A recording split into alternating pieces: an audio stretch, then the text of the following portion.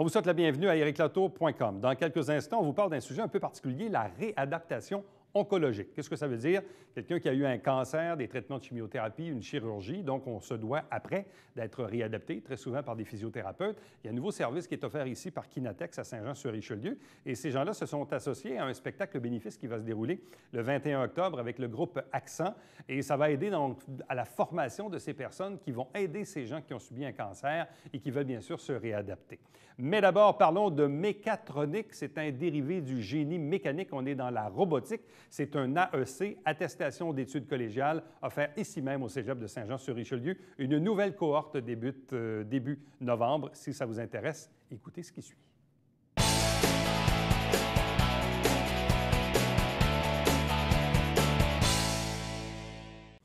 Un programme de robotique est offert au Cégep Saint-Jean. On parle ici de mécatronique. On en discute avec Sylvain Simard, qui est coordonnateur, programme de technique de génie mécanique et cofondateur du programme AEC Mécatronique. Bonsoir et bienvenue. Bonsoir, Éric. Moi, quand j'ai vu ça, robotique, j'ai dit OK, on sait un peu c'est quoi, mais la mécatronique, c'est quoi la différence? Bien, comme j'expliquais dernièrement, la mécatronique, en fait, c'est la robotique, mais ça s'étend plus large. C'est plus large que la robotique. C'est l'automatisation, c'est l'amélioration des procédés, c'est l'informatique. Relions tout ça avec de la mécanique. On a appelé ça de la mécatronique. Mais ça ne vient pas de nous au Québec ou au Canada, ça vient surtout de l'Europe, je vous dirais ce terme-là. Eux utilisent le terme mécatronique depuis plusieurs années. Puis on l'a un peu adopté, nous, ici, à Saint-Jean.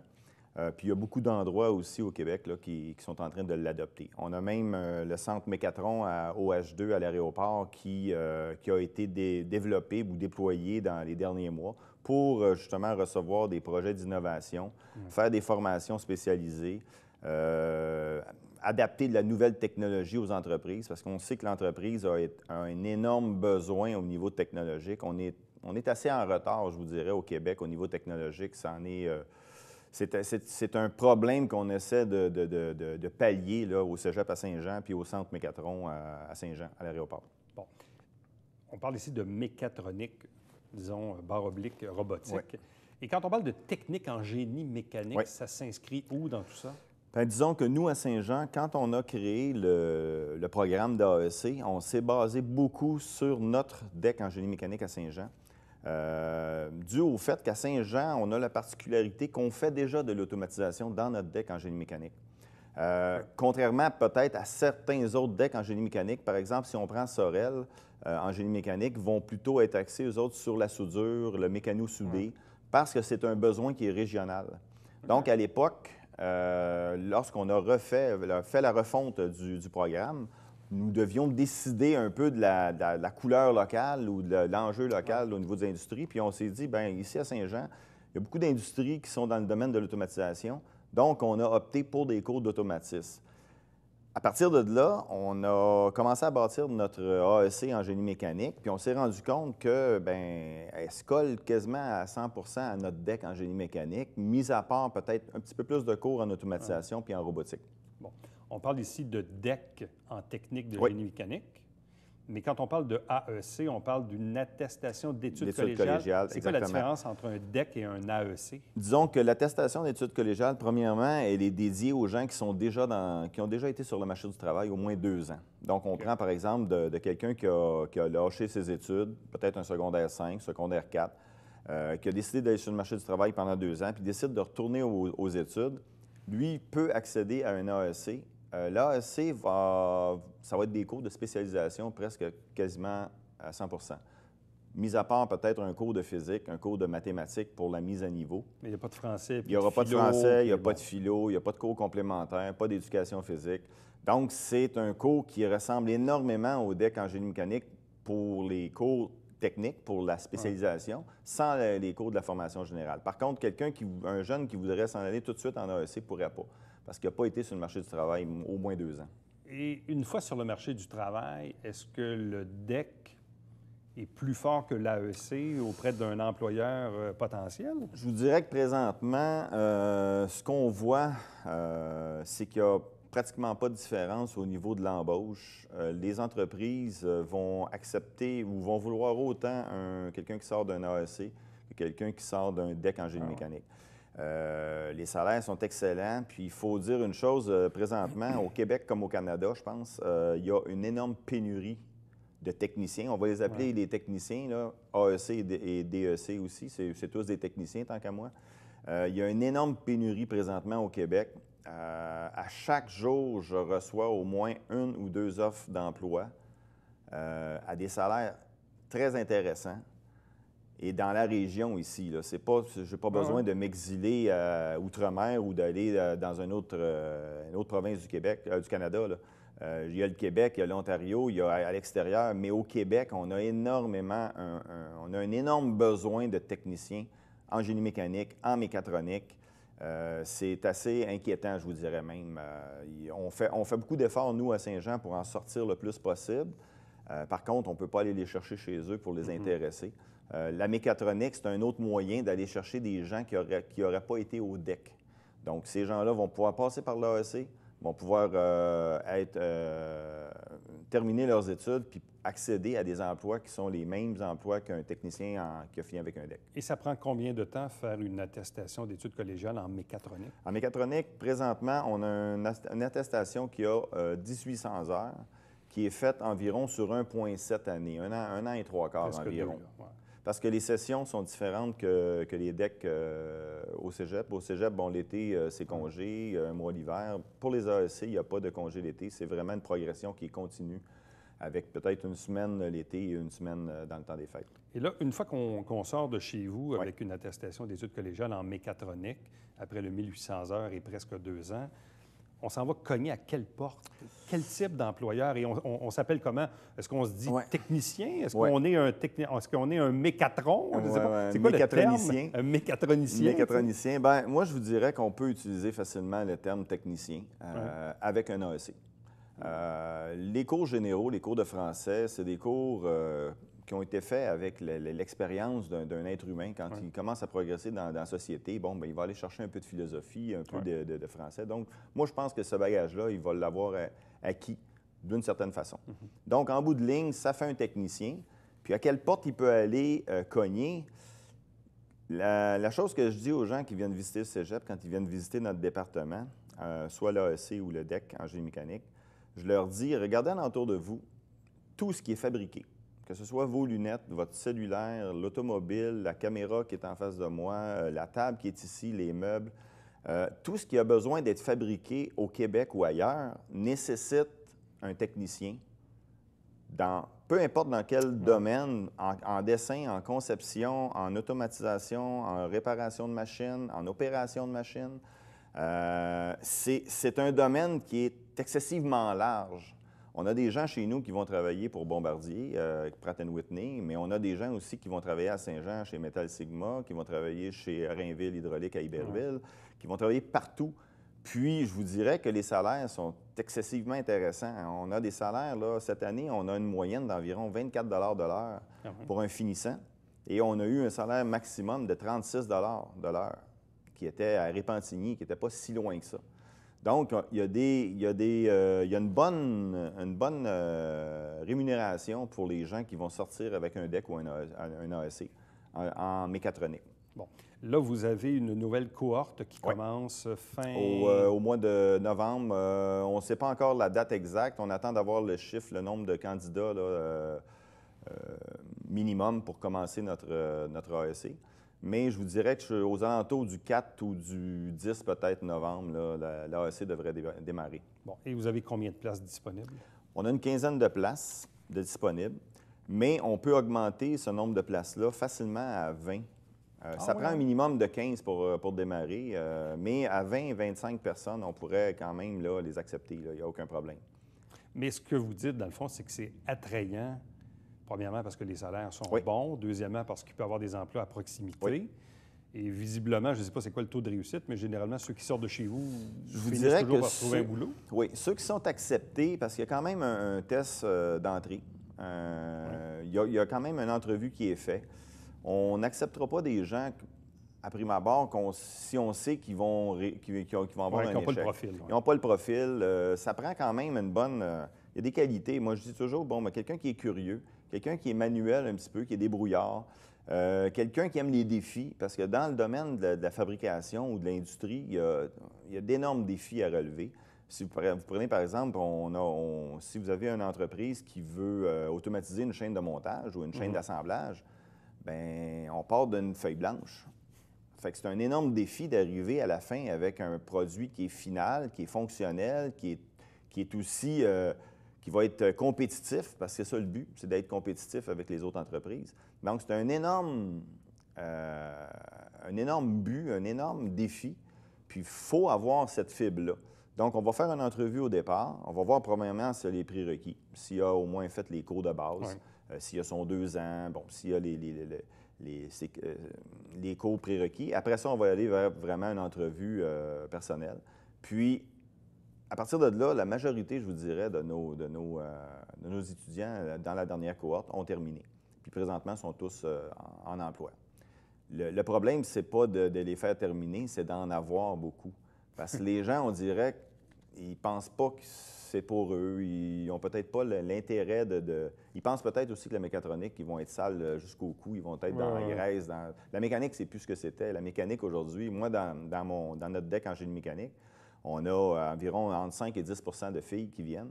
Puis ces filles-là réussissent excessivement bien. Ils sont en plus très ingénieuses, ils sont curieuses, puis ils ont des bons emplois aujourd'hui dans le domaine. Donc, la répartition homme-femme, quand même, tend à augmenter. Ça veut dire qu'il y a plus de femmes qu'il y en avait, c'est ça? Oui. Bien, je pense qu'il y a une ouverture d'esprit aujourd'hui au niveau des femmes, dû au fait probablement que la mécanique, c'est pas ce que c'était. C'est de la programmation, c'est du dessin, c'est de la conception. Donc, quelqu'un qui est ingénieux et qui aime les défis va être assis à un bureau toute la journée en train de travailler à son ordinateur. Donc, ça peut être autant une femme qu'un homme dans ce domaine-là. Et l'attestation en mécatronique, vous avez parlé tantôt de Sorel, mais est-ce qu'on est comme pas mal les seuls en Montérégie? À Sorel, c'est un DEC en génie mécanique. C'est un DEC. Ils ont peut-être une attestation de leur côté, mais je faisais la comparaison avec le DEC en génie mécanique. Ouais. Et en mécatronique, est-ce qu'on est comme pas mal les seuls à offrir ça? On est pas mal les seuls, je vous dirais, présentement. Par contre, il y a d'autres decks qui offrent de l'automatisation. Ouais. Mais un AEC en mécatronique, je crois qu'au Québec, on est les seuls là, qui offrent cette opportunité-là. D'ailleurs, on a probablement trois personnes qui viennent de Gaspésie.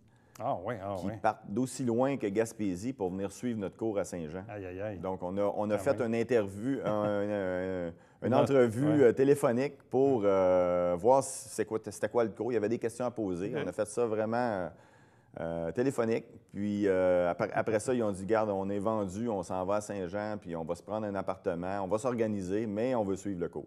Intéressant. Oui. Donc, programme de robotique en mécatronique offert au Cégep Saint-Jean-sur-Richelieu. Comme le disait Sylvain Simard, donc c'est pratiquement l'un des rares cégeps à offrir une attestation d'études collégiales, donc un AEC. Bien, merci beaucoup. Puis, ça fait plaisir, Eric. Restez avec nous, puisqu'au retour, on vous parle de réadaptation oncologique.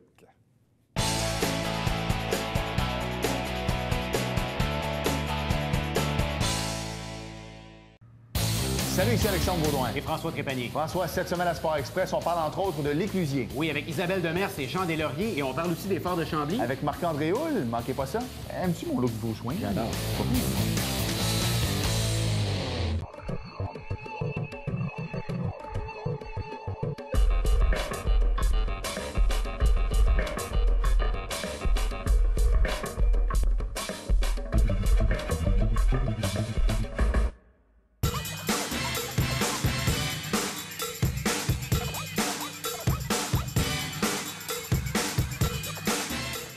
Dimanche, 9h30, Télébingo, on vous attend.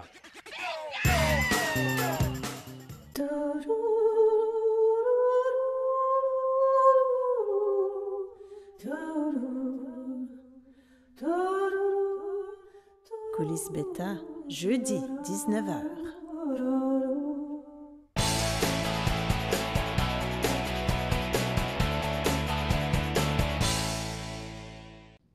Samedi 21 octobre, au Cabaret Théâtre du Vieux-Saint-Jean, spectacle bénéfice avec le groupe Accent pour de la réadaptation oncologique. 3 invités pour en parler. D'abord, Suzanne Van Wyk, qui est physiothérapeute chez Kinatex. Bonsoir. Bonsoir. Accompagnée de Lise-Anne Saint-Cyr, qui est également physiothérapeute chez Kinatex. Bonsoir. Bonsoir. De même que Martin Saint-Laurent, également physiothérapeute chez Kinatex. Bonsoir et bienvenue. Bonsoir. Bon, tout d'abord, en fait, une question toute simple. Quel est le lien? Et d'ailleurs, c'est l'une des premières fois de ma vie que je vois cette expression réadaptation oncologique. On connaît les physiothérapeutes, on connaît les programmes de réadaptation. En quoi peut-il y avoir de la réadaptation en oncologie? Bien, principalement pour aider les gens atteints du cancer ou en rémission de cancer, pour les aider à reprendre leur vie normale. On a souvent des programmes à l'hôpital qui sont plus pour les soins plus aigus en début de cancer, mais les gens veulent reprendre une vie active, puis nous, on est là pour les aider à reprendre leur vie active. Donc, soit en physiothérapie pour les aider à reprendre des amplitudes articulaires, de la qualité de la mobilité. Puis, on a une kinésiologue aussi qui fait des programmes d'entraînement pour les remettre en forme, pour reprendre leurs activités. Donc, ça veut dire, en clair, quelqu'un subit une chirurgie quelconque et là, évidemment, se retrouve peut-être diminué physiquement à certaines parties. Et là, dans le fond, on va faire affaire avec vous pour avoir une forme de réadaptation, pour se réinsérer et essayer de maximiser le potentiel physique de l'individu? Exactement. Dans le fond, les gens peuvent subir soit des chirurgies, soit avoir les traitements de chimiothérapie, traitements de radiothérapie. Ça a quand même beaucoup d'effets au niveau physique. Ça a des effets, bon, on sait, au niveau psychologique aussi.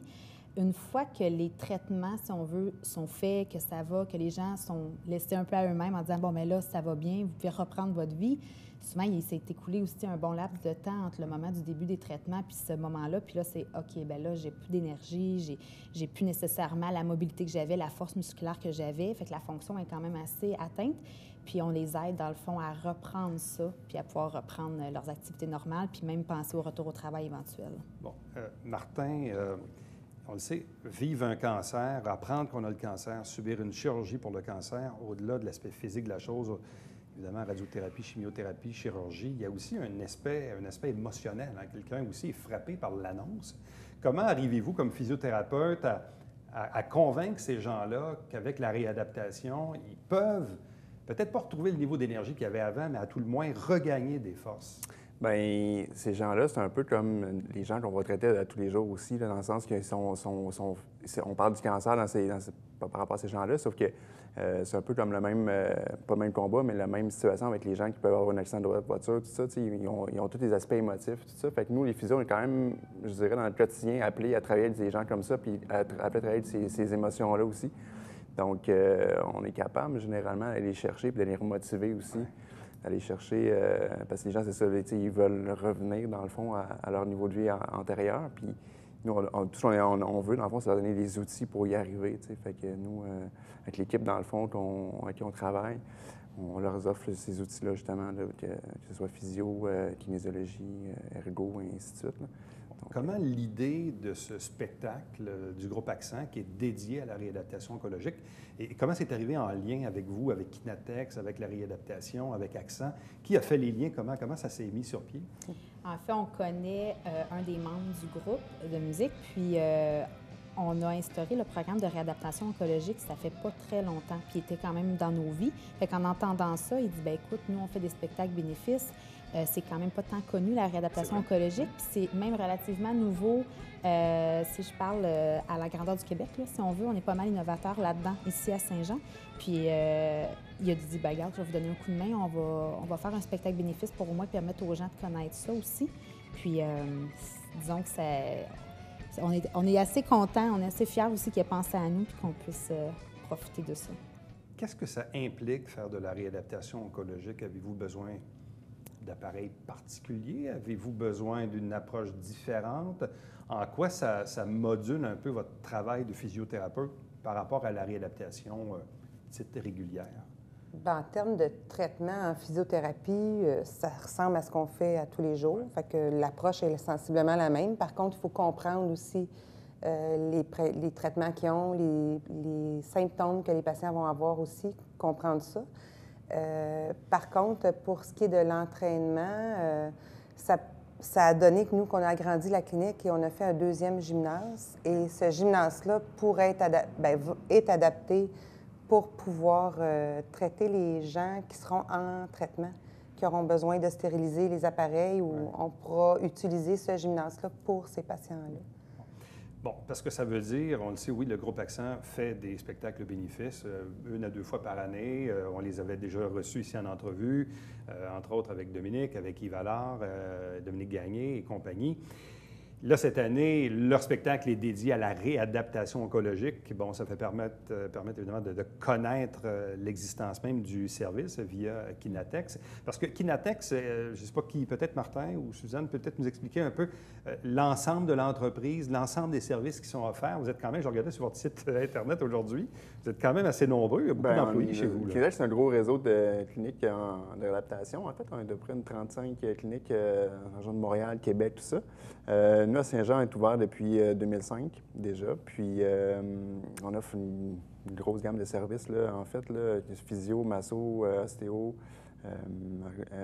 ergo, j'ai dit, acupuncture, kinésiologie aussi. Donc, on est vraiment assez complet, je dirais, là. Puis, on travaille bien en équipe, justement, là, pour répondre à l'ensemble des... Et là, tout est partout, vous avez combien de personnes, combien d'employés, combien d'individus qui gravitent autour de Kinatex? Une trentaine. Oui, si on compte le personnel administratif, une trentaine. Quand même, une trentaine. Oui. Bon. Et comment est arrivée l'idée de se spécialiser en réadaptation oncologique? Parce que, bon, un peu comme Suzanne le disait, je présume que ça doit se passer comme ça. Quand le patient rencontre son médecin, ce médecin dit, bien, écoute, ce serait peut-être important que tu fasses de la physio après ton opération et tout ça. Mais à quel moment, vous avez décidé de spécialiser cette forme de physiothérapie pour l'oncologie?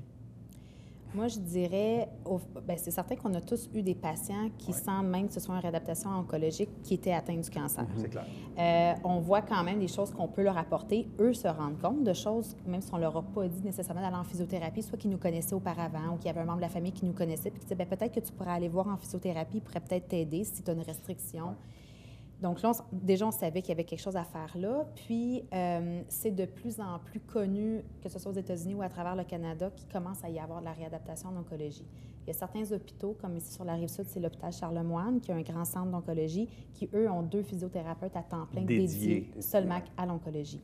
On est en lien quand même avec ces physios-là, c'est un petit monde.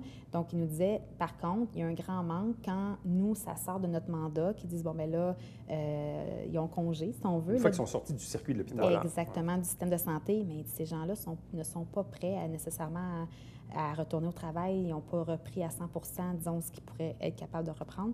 D'où est venue l'idée, donc, de dire, bien, peut-être que nous, on pourrait dans le fond, offrir ce service-là.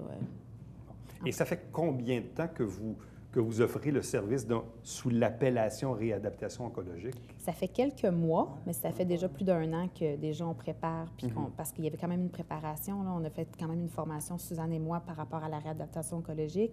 On voulait préparer l'environnement, les lieux physiques, justement, avoir un gymnase à part, avoir l'équipement, avoir une kinésiologue qui veut aussi faire ça. Fait qu'on a préparé, mais ça fait quelques mois déjà qu'on l'offre.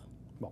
Et là, d'ailleurs, au moment où on enregistre cette entrevue, et pour avoir parlé à Dominique un peu plus tôt aujourd'hui, il me disait que les billets étaient presque tous déjà vendus. Ce qui arrive très souvent, d'ailleurs, dans le cas des spectacles de Accent, c'est quoi, 20-25 $ quelque chose comme ça? 25 $. Puis je me rappelle les 2 dernières fois aussi, le groupe avait réussi, pour les autres causes, là, avait réussi à vendre ses billets quand même assez rapidement. On peut toujours prendre une chance d'envoyer un petit message en quelque part pour voir s'il y a des billets. Mais visiblement, donc, c'est somme toute assez populaire. Et là, dans le fond, avec les sous amassés, est-ce que vous avez un objectif en tête? Qu'est-ce que vous désirez dédier? Qu'est-ce que vous désirez faire avec ça? Bien, il y a la Fondation Marie-Reine, qui est la nouvelle fondation dans la région de Saint-Jean, qui, eux, ils viennent de changer un petit peu leur mandat, mais ils veulent former les massothérapeutes pour aider les gens qui ont le cancer. Fait qu'ils veulent apporter des sous et aider à développer cette formation-là dans la région. Former les massothérapeutes, parce qu'il y en a juste une dans la région qui fait vraiment les techniques spécifiques pour les gens atteints de cancer du sein, avec la lymphédème. Ouais. Donc, nous, on a une massothérapeute qu'on veut développer, fait que possiblement qu'on pourrait, conjointement à eux, avoir les sous pour la former et augmenter notre équipe à la clinique. Et donc, forcément, augmenter votre expertise dans le domaine. Oui, c'est ça. Avoir une équipe plus complète pour offrir le service. Donc, ce que je comprends, c'est que les bénéfices de ce spectacle iront à la Fondation Marie-Reine, Exactement. qui, elle, ultimement, va servir donc à défrayer des coûts de formation, c'est ça. entre autres pour de la massothérapie, dont une personne qui pourrait être utile chez vous, là, chez Kinatex. Là. Bon. Et quand vous parlez de ça, je ne sais pas, dans vos amis, votre entourage, quand vous le dites, oui, on fait de la réadaptation oncologique, c'est quoi la réflexion? C'est quoi la réaction que les gens vous font? Bien, il y a Martin? beaucoup d'enthousiasme, en fait, parce que les gens, justement, ils sont comme, ah, quelle bonne idée, tu sais. Parce que, comme Lisanne disait, c'est pas un service qui était comme offert vraiment à notre niveau, là, en clinique privée. Fait que les gens on dirait qu'on leur offre enfin une solution, tu sais, pour les aider, dans le fond, dans leur cheminement, là. Fait que, non, il y a une belle réponse. Puis déjà, juste de bouche à oreille, on a déjà une belle réponse de la clientèle, là, puis des gens de la région, là. Fait que... Puis en terminant, parlons-en de cette clientèle. Vous l'avez probablement vu ou vécu dans les derniers mois, mais quand vous prenez un patient puis vous le regardez 3 mois ou 6 mois après, patient qui a eu un cancer, qui finalement suit vos bons conseils et tout ça, qu'est-ce que ça donne comme résultat ou comme réaction de la part des patients? Bien, habituellement, ils sont très contents de reprendre plus de fonctions, plus de qualité de vie. Puis je trouve, en tout cas, c'est comme avec tous nos patients. Dans le fond, c'est très valorisant pour nous de les aider aussi. Mais eux, ça leur permet de passer à une autre étape puis d'oublier aussi la maladie et de penser qu'ils peuvent vivre comme tout le monde. Souvent, il y a une grande reconnaissance aussi des patients envers les intervenants, là, que ce soit physio, médecin, oncologue, tout ça. Là, c'est une épreuve vraiment difficile à passer au travers. Puis la reconnaissance est souvent là. Puis comme ça nous disait, c'est très, très valorisant pour nous. Puis on voit la reconnaissance chez nos patients, là. Alors, on le répète, samedi 21 octobre, au Cabaret Théâtre du Vieux-Saint-Jean, spectacle bénéfice avec le groupe Accent au profit de la réadaptation oncologique, service d'ailleurs offert ici même chez Kinatex. À vous 3, merci beaucoup. Merci. Et bonne chance pour la suite. Merci beaucoup. Merci. Restez avec nous. Au retour, on vous présente le Babillard quotidien.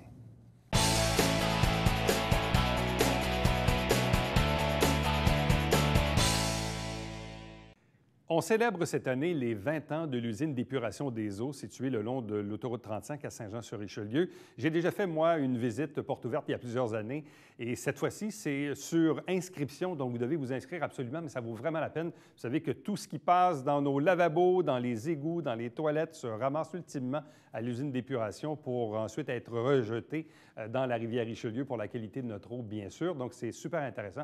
Allez faire un tour. Je vous rappelle, Télébingo, 4 000 $ en prix à tous les dimanches matins à 9h30. C'est toujours en direct. Prochain rendez-vous, nous, c'est demain. Bye-bye.